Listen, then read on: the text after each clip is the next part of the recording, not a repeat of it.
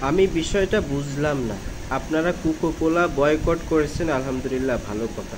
আমরা সবাই মিলে, প্রতিটি মুসলিমদের দায়িত্ব এটা, যে কোকো কোলা আমরা খাবো না, এবং ইসরায়েলে যত ধরনের পণ্য আছে আমরা কোনো পণ্য ক্রয় করব না, এগুলো সব বয়কট।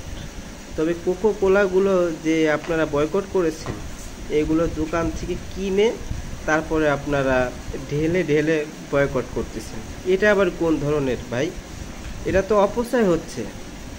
আপনার কি কোনো একটু মাথায় সেন্স নাই যে এটা আমি সেই কিনতেছি, কিনে তারপর আমি ঢালতেছি, তো আমার টাকাই যাচ্ছে।